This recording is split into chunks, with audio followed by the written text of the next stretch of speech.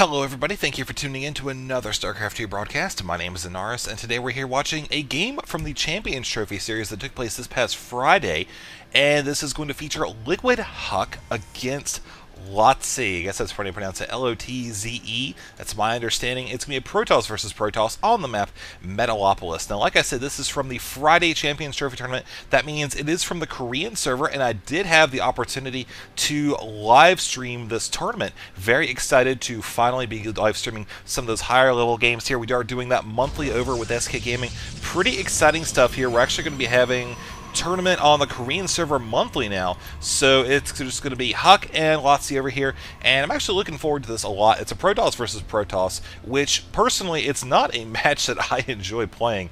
It's very unforgiving. You do like one tiny mistake and that's just going to be a game. It could be, you know, any time in the early game, whether or not you decide to go with a 3-gate and your opponent does a 4-gate and does that early push. There's really, at the highest level, it's really difficult to come back from stuff like that. So I'm looking forward to some good micromanagement here, and I'm hoping that we can have next month's tournament play on some of the GSL maps. We do have, I've actually talked to him about it, and I think we're going to try to at least incorporate some of the new Blizzard maps, maybe Crevasse and Terminus. I don't know about the others. I haven't really looked at them too much, but we'll have to see. That's going to be up to the tournament organizers and whatnot. So if you're looking for more GSL maps and you want to watch some live stream, maybe watch a live cast, do it once a month or so, just make sure you check out, actually it's on my Facebook, that's probably the easiest way to look at it.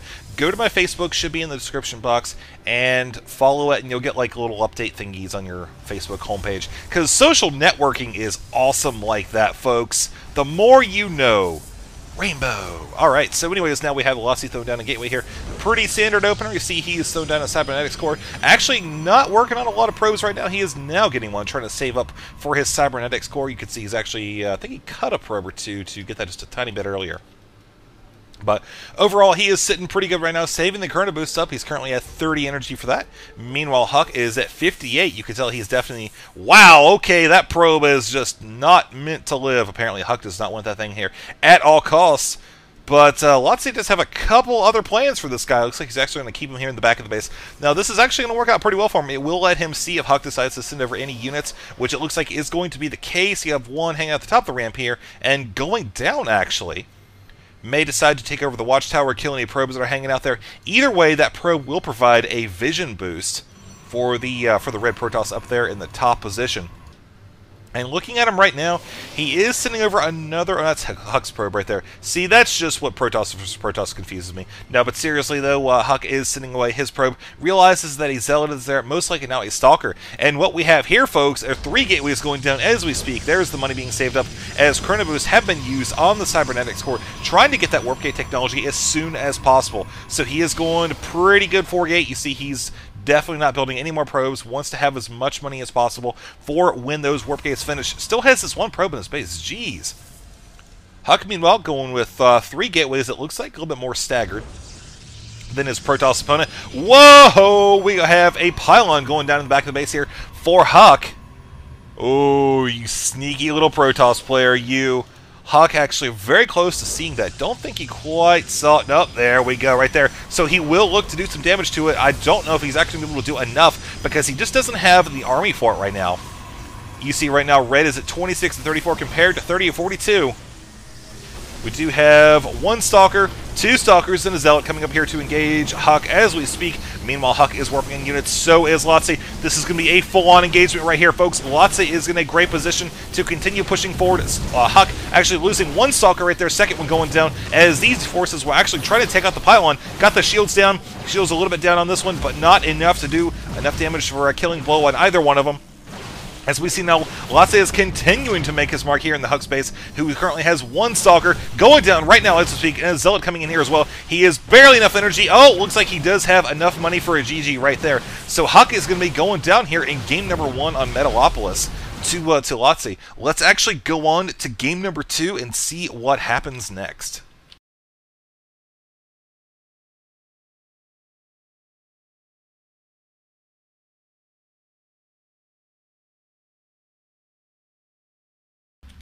Alright folks, here we are for game number 2 between Lotze and HuK, and actually, you probably noticed something, we're still in the same video. Well, this is my attempt at dealing with anti-spoilers. I know a lot of people have been asking for that, and I figured, well, as long as the games aren't too incredibly long, like I don't want to have, 3 or 5 30, 45-minute games all in one video, because that would just take forever to upload and render and whatnot. So I figured going with something like this, maybe a best of 3, pretty good start. We did see game number 1, it was fairly short, so definitely a candidate for this style of upload here. So this is going to be a best of 3 between LiquidHuK and Lotze, as you see HuK is spawning down the bottom left, Lotze in the top right. And these guys are just chatting it up here. This is obviously from the Korean server, from the Champions Trophy tournament that took place this past Friday here. And not going to go over anything really that we did in game number 1. We did see it was a pretty nice proxy position by Lotze. Definitely took advantage of that warp in ability. So we are here with Lotze 1-0 against HuK. Going into game number 2, I'm sure HuK is a little bit more careful this time. Again, that pylon placement, really good on the part of Lotze there. Just out of range of HuK's vision for pretty much the entire time. I'm really surprised that Stalker didn't catch that a minute or two before he did, but you know what? That's just the way it goes sometimes. What you'll actually see a lot of times is you'll see players throw down pylons at the edge of their base and that. Like, let's say that this is where Lotze's pylon was in game number 1. A lot of times you'll see players like HuK throw down a pylon so that way they can warp in units closer to their opponent's base. And to an extent you can do that here, but a lot of times with the proxy positions on xel'naga caverns, you'll see them like right here, or you'll see them right here. And then as they push in closer and closer, the probe may decide to come up and drop a pylon right here and start pushing in. Likewise, anywhere down here, pretty similar story. So speaking of this map, you can see it's got 1 natural, 4 different entryways, 1 set of rocks right there blocking off the path, 2 high yield expansions here in the middle of the map, also 2 xel'naga watchtowers, and 2 expansions kind of way off in BFE there. And right now HuK is going with a pretty standard opener, going to be getting that cybernetics core, working on 1 assimilator currently. Meanwhile, Lotze doing the exact same thing. You see actually his HuK Zealot is a little bit ahead. Also, his cybernetics core, just a couple seconds, I think about 5 or so. So not too big of a difference here at this point in the game. Although, like I said in game number 1, Protoss versus Protoss, very unforgiving matchup. So you can actually see little things like that really can add up over the course of the game, where 1 tiny mistake, 1 slight change in build order or difference can mean the game for you. Of course, that's not always the case, but, with the higher level games, that's generally the way it goes. So we are seeing just a little bit of harassment here by HuK, scouting out, doing as much as possible, keeping this 1 Zealot busy, and now actually taking the xel'naga watchtower here, which looks like this Zealot, I was going to say he's probably going to get pursuit and take it over himself, but now he is finally going to be doing exactly that. HuK dropping down that 2nd and 3rd gateways there, a little bit closer together than in game number 1, currently boosting out that warp gate technology.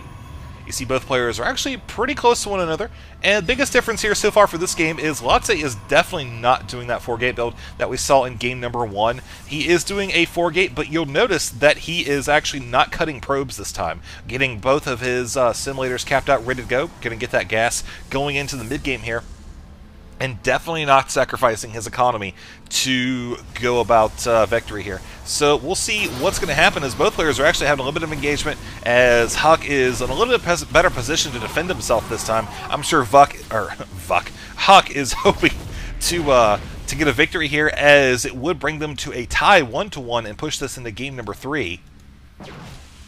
Stalker on Stalker action. Actually, both of them pretty low health. Got no shields there, as there's that 4th warp gate coming in right now for HuK. So working on 4 gates, each player is, however, notice 1 difference. Lotze is working on a robotics facility right now. It's about 50% complete. Once that is done, be able to get some immortals out, deal with those stalkers very easily. Also the Colossi, just annihilate waves of units. A lot of times that's what Protoss comes down to in the mid to late game. Colossi versus Colossi. Whoever's got the range upgrade first and whoever's got the most will usually win. The Zealots make great fodder in the meantime, though, because that's usually what you have to dump a lot of your money into while waiting for that robotics bay. We see that 1 is not coming as we speak just yet, probably saving up the gas for it. Yeah, sure enough, minerals and gas. Meanwhile, HuK is dropping his own robotics facility. But yeah, as I was saying, that's what you got to do when you're going with a gas-heavy build like Colossi off of just one base. You do have to dump a lot of that extra money into units, and you might as well get Zealots. I mean, they don't cost any gas at all, and, you know, it does allow you to get some foot soldiers on the field ready to tank, more or less, for your Colossi while they do the damage. The problem is, in Protoss versus Protoss, your opponent's going to be doing the same damn thing. So, like I said, it just comes down to whoever Zealots die first, whoever has the range upgrade, and whoever has the most Colossi will usually win. Robotics Bay about 60-70% complete. HuK still does not have one. Just running on 4 gateways. Got a couple of units going to be heading up here. Might decide to do an attack, but really would not work out so well, especially with the 2 sentries there. Plenty of energy for force fields, can just drive away those stalkers, as now he is looking to capture the xel'naga watchtower, check anything out that he can. You see he's actually just taking a wide angle around here, heading down towards this tower, as an observer is coming over here for Lotze. He's actually going to spot that there is no robotics bay just yet. More Zealots are warping in, however. HuK is sitting at about 400 minerals, 300 gas. There's the robotics bay right there. I'm just retarded like that. Did not see it, but we are seeing that one crucial thing right here, folks. Look at that. We got a Colossus on the way. No extended thermal lance. Oh, now that I say that, it's right there. He is chrono boosting out. This is generally a great idea. Like I said, first person with that. Good stuff. Lotze going to be heading out. May decide to try to put a little bit of pressure while he builds the stalkers. May not. For now, though, he is simply happy with driving away HuK Stalker, which was guarding the xel'naga watchtower. Like I said before, control of these towers is critical on this map because it does provide you with vision of the 4 major pathways to and from your opponent's base. So if you do control both of them, you can pretty much have a guaranteed early warning of any giant land forces that are coming your way.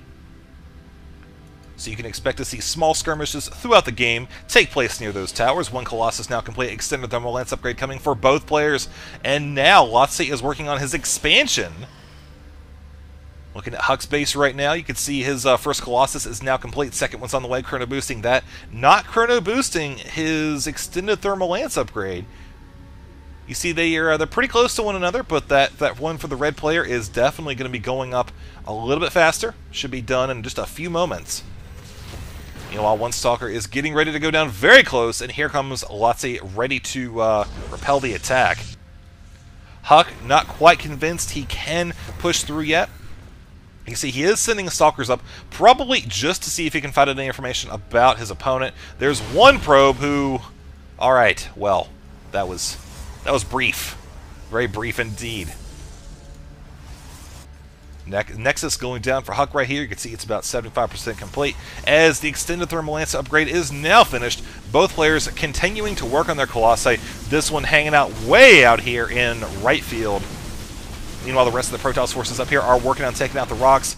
Rocks are still up here for Lotze as he is continuing to hang out in his base. He really doesn't have a care in this world. He is just doing his own thing, working on his 4 warp gates and working on getting more Colossi. That's pretty much all that's going on at this point. A little bit of long-distance modding. I'm sure that will be fixed now that the Nexus is complete down here. Doing a good job keeping those chrono boosts down. One probably wants to get that up as soon as possible. Weapons 1 is on the way. Now, that is another critical thing here that'll help out the Colossi a ton, especially the Zealots as well. Having that one additional upgrade will give them some pretty good, pretty much needed damage against their Zealot counterparts here. So as far as the actual army size goes, 95 to 94. One more Colossi, I think, actually, for...